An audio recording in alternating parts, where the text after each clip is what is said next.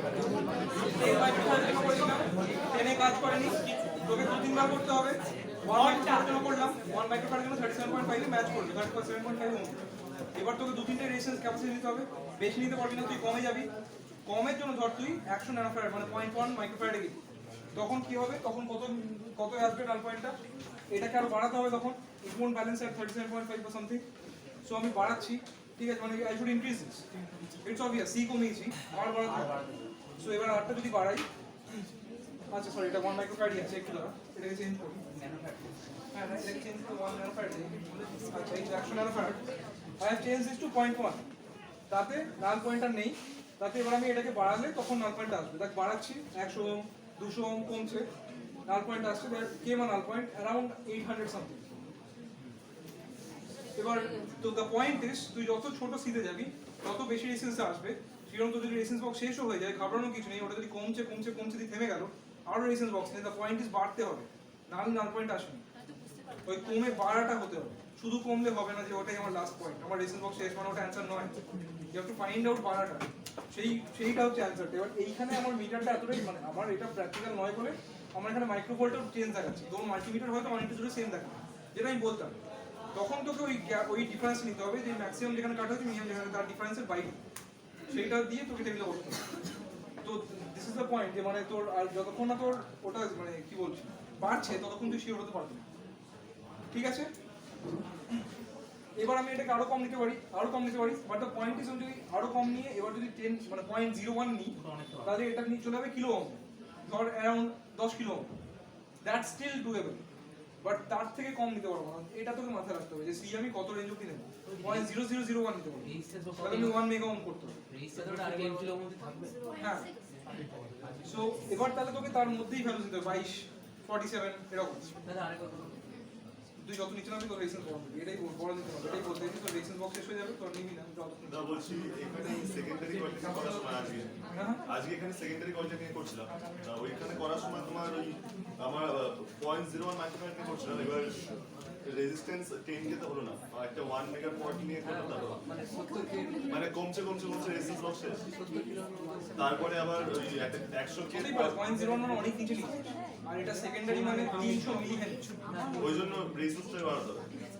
So should don't do those things, যখন তুই দেখবি হচ্ছে না, কত কম ক্যাপাসিটি কাজ করিস না, একটু উঁচু নে, সি ম্যাক্সটা খেয়াল রাখিস, ঠিক আছে। সি ম্যাক্স ঠিক বলছেন না, প্রথমবার যখন করবি তখন স্মল স্কেলটা নিয়ে করবি, এটাই বলেছি আমি, প্রথমবার স্মল স্কেলটা নিয়ে করে যেটা বেরোবে L/R3, সেইটা থেকে সি ম্যাক্সটা গেস করবি, তারপরে সি গুলো তার থেকে কম নিবি, বাট খুব ছোট নিবি না, তাহলে তোকে এতটা উঠতে হবে, এটা হচ্ছে বক্তব্য, ঠিক আছে।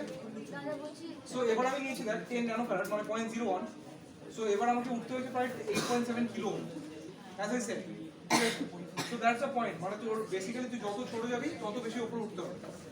এবার তো এখানে কোয়েশ্চেনটা হচ্ছে রেঞ্জের কোয়েশ্চেন, যে আমি যত ওপরে উঠবো, মানে যত 0.01 নেব, যত 0.001 নেব, তত ওখানে আনসার্টেনটি রেঞ্জটা বাড়বে নাকি কমবে, মানে আরো ভালো আসবে নাকি আরো বাজে আসবে, ব্যাপারটা হচ্ছে তোর যত হাই রেঞ্জে যাচ্ছে, তো মানে যত রেজিস্ট্যান্স বেশি তুলতে হচ্ছে, ক্যাপাসিটেন্স যত কম, তত তো রেঞ্জটাও বেশি হবে। Let's see that.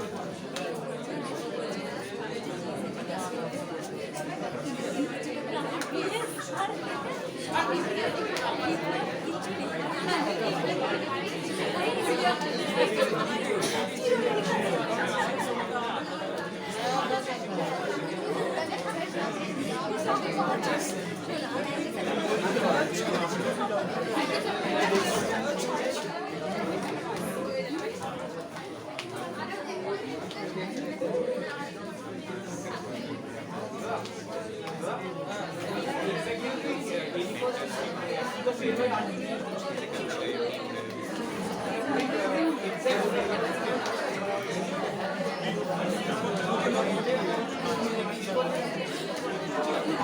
যেটা দেখাচ্ছে সেটা হচ্ছে রেঞ্জটা কত লো সিতে যাচ্ছে, যত লো সি ইউজ করছে। মানে ধর এখন আছে 0.01, ঠিক আছে, 0.01 মাইক্রোফ্যারাডের জন্য লাল পয়েন্টটা আসছিল 8.7 কেতে। তো সাপোজ লাল পয়েন্ট নিয়ে আসছে, দাঁড়া 1 মিনিট দাঁড়া। Oh, this is for 10 microfarad. This is not what this is. এগিয়ে যাই দাঁড়া।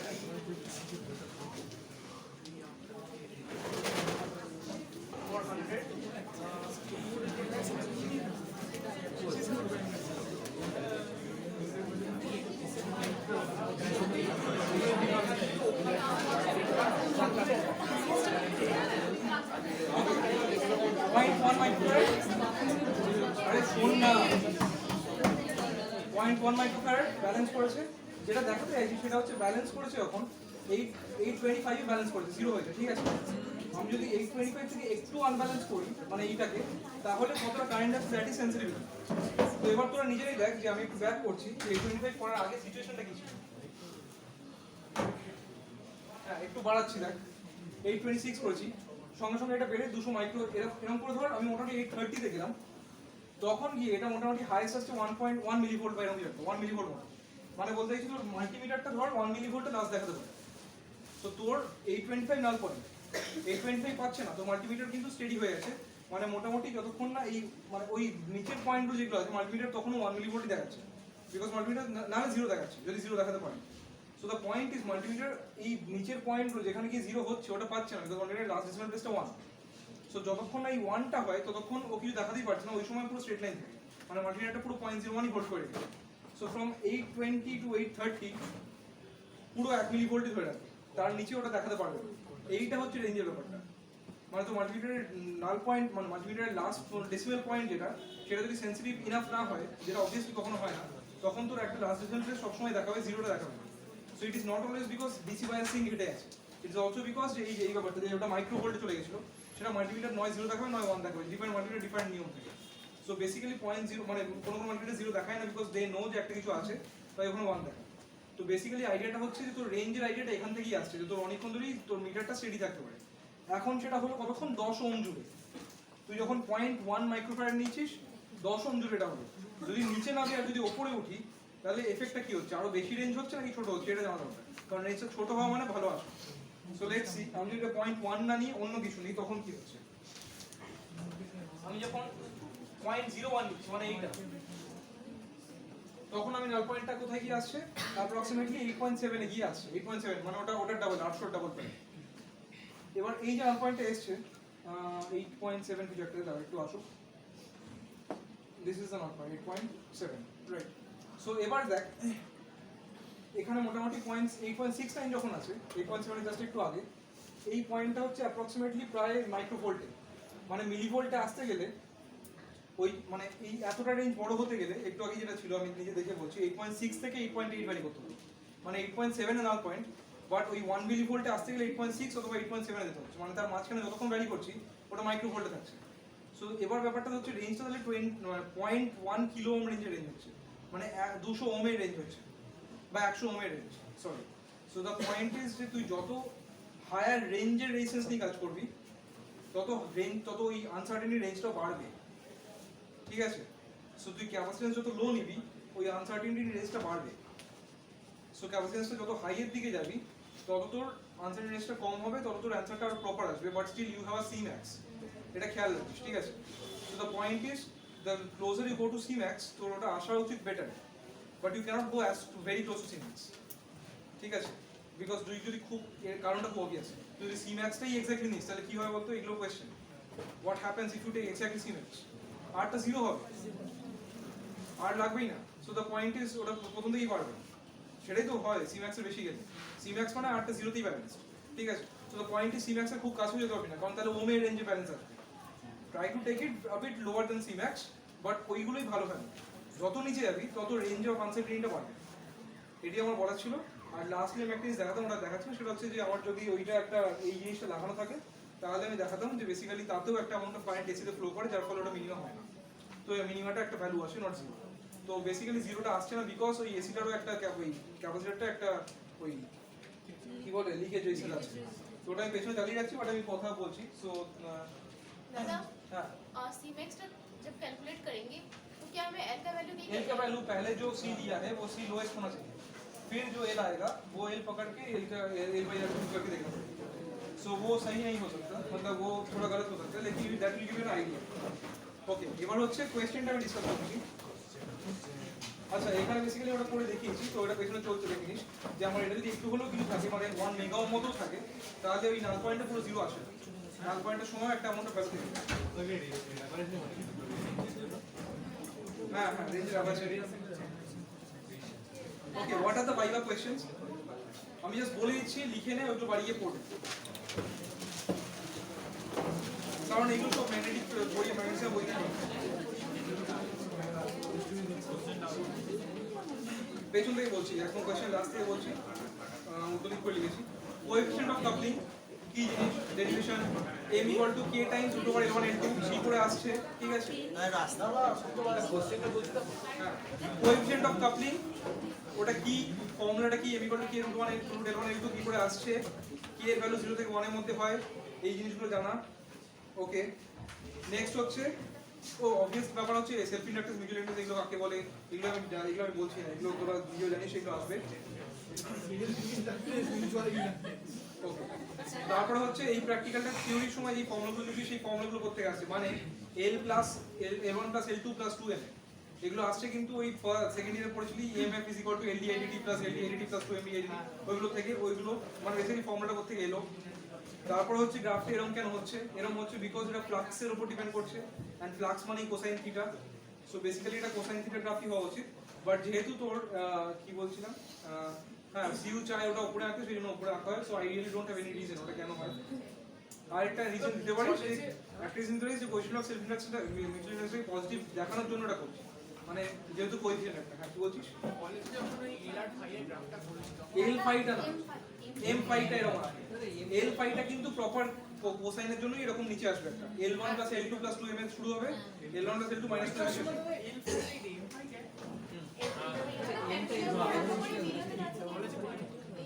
হ্যাঁ, সো মাঝখানে যখন 90 ডিগ্রি থাকবে তখন ভ্যালুটা l1 + l2 আসবে, ঠিক আছে। এবার কোয়েশ্চেনের দুটো পার্ট থাকে, যার ফার্স্ট পার্টটা পড়বে তার পড়ছে শুনে নে ভালো করে, মানে তোরা অলরেডি দেখেছিস ভার্সিটি 90 ডিগ্রিতে l ফাই গ্রাফে l1 + l2 আসবে আর l ফাই গ্রাফে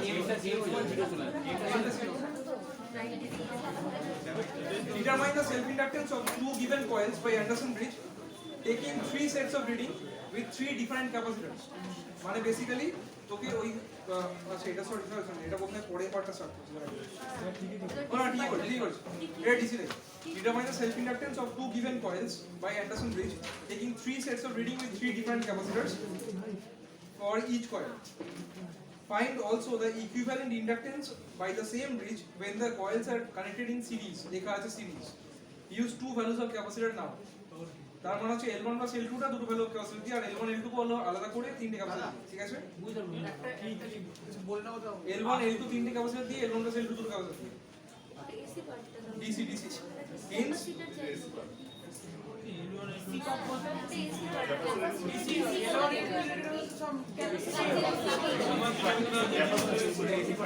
না এখানে কোয়েশ্চেনটা আগে শুনে নেন, প্রথমে কোয়েশ্চেনটা পুরো বলা থাকে তারপরে পার্টস থাকে, গোটা কোয়েশ্চেনটা আগে শুনে নে তারপর পার্টস গুলো হিসেবে দেখ কি করতে হবে।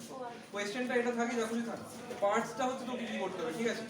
কোয়েশ্চেনটা আলটিমেটলি তোকে এগুলো করতে হবে, তিনটে ক্যাপাসিটর নিয়ে করতে হবে, তিনটে ক্যাপাসিটর নিয়ে আর দুটো ক্যাপাসিটর নিয়ে, বাট ওটা এসি পার্ট ঠিকই বলেছিস, ডিসি পার্টটাও আছে, গোটা কোয়েশ্চেনটাকে পড়ি। Hence find the value of mutual inductance and coefficient of coupling between the coils at 0 degree, এটা হচ্ছে গোটা কোয়েশ্চেনটা। এবার পার্টস, পার্ট 1 হচ্ছে theory, working formula with explanation of symbols with circuit diagram. Circuit diagram মানে ডিসিটাও এসিটাও, কখন ডিসি হচ্ছে কখন এসি হচ্ছে এসব লিখবি, কেন বলছি লেখার দরকার নেই।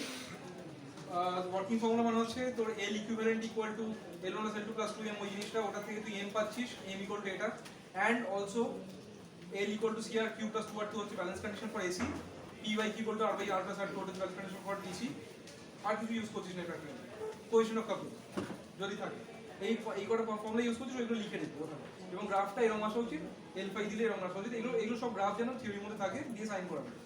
এবার হচ্ছে থিওরির পরে recording of data for DC balance. তো ডিসি ব্যালেন্স ইজ দেয়ার। এই গোটা কোয়েশ্চেনটা ওই উপরে যেটা আছে ওটা নিয়ে ভাববি না, আলটিমেটলি তোর কাজ করতে হবে নিচের কোয়েশ্চেন, ঠিক আছে? So data for DC balance, DC ব্যালেন্সের সময় তো ডেটা মানে হচ্ছে ওই L1 L2 L3 L1 plus L2 তিনটে কি সিরিজে নিয়ে ডিসি ব্যালেন্স। তারপরে হচ্ছে এটা মার্কস হচ্ছে 2+2। এটা 2+2 মার্কস বোধহয় এই কারণে জানি না যে এই কারণে বিকজ আমার মনে হয় আর ওদিকে এনিওয়ে ওটা আমার ম্যাটার করে না। Recording of data for AC balance, AC balance হচ্ছে 5 + 5 + 3, 5 + 5 কেন? কারণ L1 L2 টাকে বলেছে তিনটে ক্যাপাসিটি দেখতে, প্লাস 3 কেন? কারণ L1 + L2 অবশ্যই দুটো ক্যাপাসিটি দেখতে বলেছে, সেই নোটে বেশি মার্কস নেই। Calculation of L1 L2 and L equivalent, calculation, ওই ক্যালকুলেশনে 1 1 1 আছে, ঠিক আছে? অবভিয়াসলি L ইকুইভ্যালেন্টটা সিরিজে থাকলে L1 + L2 থেকে বেশি আসবে। Determination of L for any coil by plotting 1/c versus R graph, মানে যে কোনো একটা কয়েলের জন্য 1/c ভার্সেস R গ্রাফটা টানতে হবে। কি হবে? It would be a straight line. এই স্লোপটা হচ্ছে L/2 y L equal to CR Q plus 2R2. So বাকিটা তুই নিয়ে বার করে দেবো। The point is R K y ধর,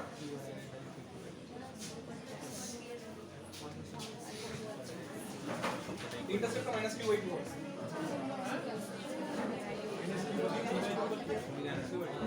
দাদা হ্যাঁ বলছি এই সিরিজ আর অ্যান্টি সিরিজের ব্যাপারটা আমি হ্যাঁ practically কি করে বুঝবো? সিরিজ অ্যান্ড সিরিজটা হচ্ছে ধর তোর এই ইন্ডাক্টরটার সঙ্গে এই ইন্ডাক্টরটা পরপর লাগানো আছে, তোর কারেন্টটা যদি দুটোর মধ্যে দিয়ে একই ডিরেকশনে ফ্লো করে তাহলে দুজনের magnetic field basically add up হয়ে যায়। তার মানে মিউচুয়াল ইন্ডাকশনটা ইজ অফ পজিটিভ টাইপ, ঠিক আছে? যদি তোর কারেন্টটা দুটো উল্টো দিকে ফ্লো করে তাহলে দুজনের magnetic field as a whole cancel out হয়ে যায়, যেটা একটা negative type of mutual induction, ঠিক আছে? তো এই ক্যান্সেলেশনটা কে আমরা অ্যান্টি সিরিজ কানেকশন বলি। এটা বেসিক্যালি কয়েলগুলো তো হচ্ছে এরকম ভেতরে, তো তার মানে এখানে কারেন্ট আর এখানে কারেন্ট যদি ক্যান্সেল আউট করে তো ইটস অবভিয়াস যে আমার ক্যান্সেলেশনটা মানে ওই সিরিজ অ্যান্টি সিরিজের ব্যাপারটা বোঝাই যাচ্ছে। এবার কথা হচ্ছে বাইরে থেকে দেখি কি করে বুঝবি? বাইরে তোকে বিশ্বাস করতে হবে যে কয়েলটা ঠিক করেই লাগানো আছে, বাঁদিক মানে এটারও বাঁদিক, আর কোনো উপায় নেই। উপায় আরেকটা হচ্ছে যে তুই টেবিলের ওপরে প্রথমে লিখিস না, তুই করে দেখ যে 0 ডিগ্রি একবার করে দেখ আর 90 ডিগ্রি একবার করে দেখ, এই 180 ডিগ্রি একবার করে দেখ, প্রথমে একবার এইটা দুটোই করে দেখ। যদি ওটা বেশি এটা কম আসে তখন এই ডেটা টেবিলে লিখে দে, মানে তখন সিরিজ থেকে আছে বুঝতে পারবি। মানে জিরোতে দ্য পয়েন্ট ইজ তুই অন্ধভাবে বিশ্বাস করে শুরু কর, বাট ডেটা লিখিস না। 0তে যেটা আসছে একবার দেখে নে, আর 180 যেটা আসছে একবার দেখে নে, ওটা যদি এর থেকে কম হয় তাহলে সিরিজেই আছে, ঠিক আছে? মানে একটু বিশ্বাস করতে হবে যে বাঁদিক মানে এটার বাঁদিক, আর না হলে তোকে বলে দেবে আশা করি কিছু অ্যান্টি করার নেই। সিরিজের গ্রাফটা উল্টো হচ্ছে। জাস্ট ওটাই উল্টো দিকে ওটার মিনিমাইজেশন করো।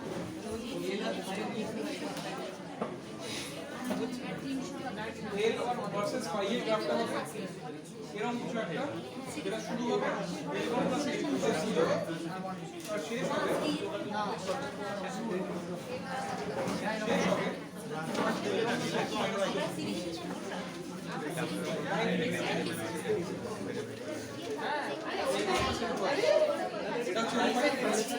কোসাইন।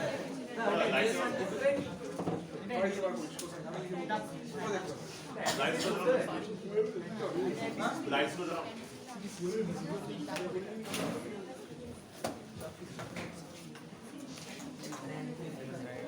আর M5 হচ্ছে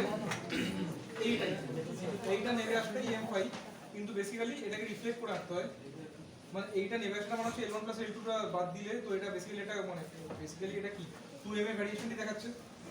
সো বেসিক্যালি M টা এরকমই আসা উচিত M ভার্সেস 5 টা, but for some strange reasons you এটা এরকম হবে। So that's what you have to do. আমি এবার কোয়েশ্চেনে যাই। Determination of L for any coil using a 1/c R graph, মানে এই গ্রাফটা করে কোনো একটা কয়েলের L বার করতে হবে। অন্যটা Lটা কি করে? তুই টেবিলে মিন করে তিনটে সি করেছিস, মিন করে কোনো একটা গ্রাফ করে অন্যটা টেবিলে মিন করে। Calculation of mutual inductance and coupling coefficient. Mutual ইন্ডাকটেন্সের ক্যালকুলেশন মানে হচ্ছে এই বেসিক্যালি তুই L1 প্লাস L2 এর জন্য করলি এসি, তার মানে L1 plus L2 plus 2M আসছে, আর L1 প্লাস L2 টা জানিস সাবট্রাক্ট করলি 2M হবে বাই 2 করলি, সো মানে L equivalent minus L1 plus L2 by plus minus 2। So তুই সিরিজ করিস মানে প্লাস 2, ঠিক আছে? কোএফিশিয়েন্ট অফ কাপলিং সেটাও সহজ, M বেরোলো by root over L1 L2। স্কিলের জন্য 1 মার্কস। এটা হচ্ছে first part of the question, যা পড়েছি তার কোনো চাপ নেই। সেকেন্ড পার্টটা যা পড়েছে ডিটারমাইন দ্য খুব ভালো করে কোশ্চেনটা আবার শোনো determine the self inductance of two given coils by Anderson bridge এই অবধি ঠিক আছে taking readings with two capacitors using one capacitor determine the equivalent inductance of two coils connected in series মানে প্রথমে L1 L2 বার করতে হবে দুটো capacitor use করে তারপরে তাদেরকে সিরিজে লাগিয়ে একটা ক্যাপাসিটর ইউজ করে ঘোরাতে হবে when the angles are 0 30 60 90 120 150 180 find the value of mutual inductance in each case মানে প্রত্যেকবারই m টা কত আসছে দেখতে হবে তার মানে L equivalent মানে 7/2 করে প্রত্যেকবারই m টা কত আসছে দেখতে হবে হ্যাঁ এই সেকেন্ড পার্টটা করার সময় ডিসি ব্যালেন্সটা কি করে দেওয়া থাকবে নাকি ওটা আমাদের বলছি পুরো কোশ্চেনটা পড়ে নিন in each case plot a graph showing the variation of mutual inductance with the angle between the planes of the two given coil m phi ঠিক আছে resistance of the two coils will be supplied so the point is resistance গুলো supplied থাকবে দুটো কয়েলের so তোকে DC balance করতে হবে না ডাইরেক্ট বসাতে হবে কি বসাতে হবে 200 মাইনাস করতে ঠিক আছে 200 বা তুই যা দিই 8টা মাইনাস করতে theory working formula only with expression of symbol আবার একই কথা এইবারের পার্টটা যা পড়েছে তাকে থিওরিতে এই গ্রাফগুলো এঁকে দেখাতে হবে আগের পার্টটা যা পড়েছে তার লাগবে না সো তোর যা পড়েছে সেই অনুযায়ী আঁকবি আর একটা কথা হচ্ছে তোর অ্যান্ডারসন ব্রিজে যার হেডফোন পড়েছে সেই হেডফোন আঁকবি যার হেডফোন পড়েনি সে ওখানে একটা ডিরেক্টর হিসেবে লিখে দিবি যেটা পড়েনি চোখ বন্ধ করে নিয়ে দিবি আর একটা কথা হচ্ছে অনেকে পুরোপুরি বিঘোষের টেবিল ফলো করিস পুরো যেখানে লেখা থাকে 10^3 কমন নিয়ে মিলি হেনরি আমি এতে হাস্যকর জিনিস কোনোদিন দেখিনি এইগুলো কে করে ফুরিয়ার সিরিজ আমি একবার দেখেছিলাম একটা খাতা স্যার দেখিয়েছিল স্যার চেক করছিল so it was something like বোধ হয় যতদূর মনে পড়ছে এল এর ক্যালকুলেশনের ফর্মুলাটা এরকম ভাবে লেখা থাকে বিঘোষে 4 pi r f0 square c into 3 মিলি হেনরি এই কি মানে আমার দরকার নেই আমি এটাই লিখবো তবে কিন্তু -3 আসবে কি আসবে সো মানে একদম চোখ বুঝে ফলো করবি না কোনো মানে হয় না নিজের মতো প্র্যাকটিক্যালিটি তোর যা সেটআপ সেই সেটআপে যদি তোর ভোল্টমিটার থাকে ওখানে ভোল্টমিটার লিখবি তো ওখানে হেডফোন রাখবি না ঠিক আছে মানে এগুলো খুব বোকা উঠে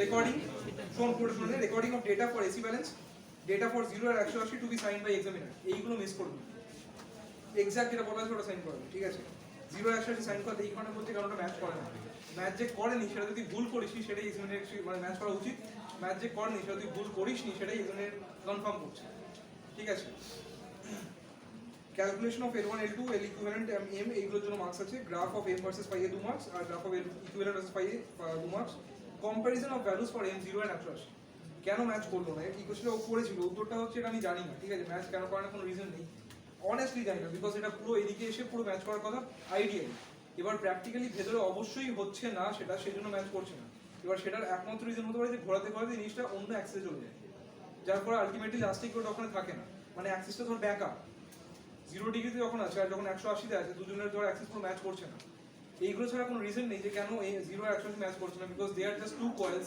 এদিক আর এদিক হ্যাজ নো ডিফারেন্স ফর ঠিক আছে আমি এদিক এদিক দুটোই করতে পারি কোনো ডিফারেন্স নেই তো অনলি অ্যান্সার পসিবল হচ্ছে যে ওর অ্যাক্সিসটা ঘোরাতে ঘোরাতে চেঞ্জ হয়ে যায় অথবা ঘোরাতে ঘোরাতে ওর মানে ওর অ্যাক্সিস বলতে সেই প্লেনটা ঘোরাতে ঘোরাতে ওর প্লেনের অ্যাঙ্গেলটা আর সবসময় সেম বাই করছে না so these are the reasons আর অথবা একটা রিজন হতে পারে সেটা অনেক কলেজে হয় যে 90টাই দূরে আছে আই মিন শুরু ডায়াল রিডিংটাই ভুল আছে যার জন্য ওটা 10 ডিগ্রি থেকে শুরু হচ্ছে সো সে ডেটা যখন নিয়েছে বোঝাচ্ছি সে ডেটা পেয়েছে 30 ডিগ্রি 60 ডিগ্রি 90 ডিগ্রি তার শুরু হয়েছে অ্যাকচুয়ালি কিন্তু এরকম কিন্তু সরি 110 এ গিয়ে কিন্তু সে তো 0 ডিগ্রি ডেটা নিয়েছে এরকম সে 30 এর নিয়েছে তার 30 এর এরকম একটা জায়গায় সে এটা নিয়েছে এরকম একটা জায়গা পেয়েছে আর এটা নিয়েছে এটা এরকম খুব কাছে যেটা জায়গা এসেছে নট জিরো সে ভেবেছে এটা হয়তো ভুল হয়েছে সে হয়তো এরকম টেনেছে তাই ওখানে গিয়ে তার হয়তো ম্যাচ করছে না এটা একটা হবে বিকজ অ্যাকচুয়ালি ওটা তো পড়ে আছে দিয়ে ওটা ওখানে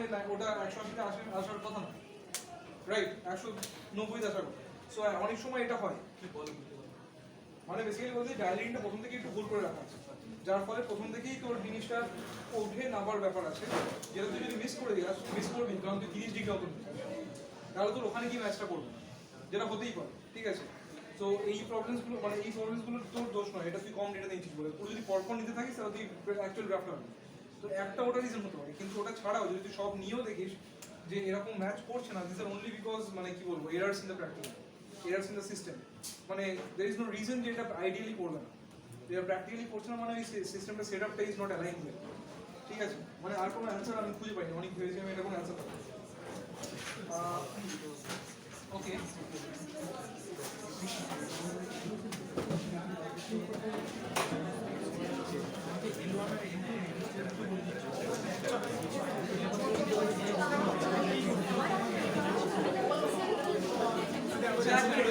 এক মিনিট আন্ডারস্ট্যান্ড আমার দিক থেকে অ্যাকচুয়ালি বলা ওভার তোদের কোনো কোয়েশ্চেন থাকলে আমি বলছি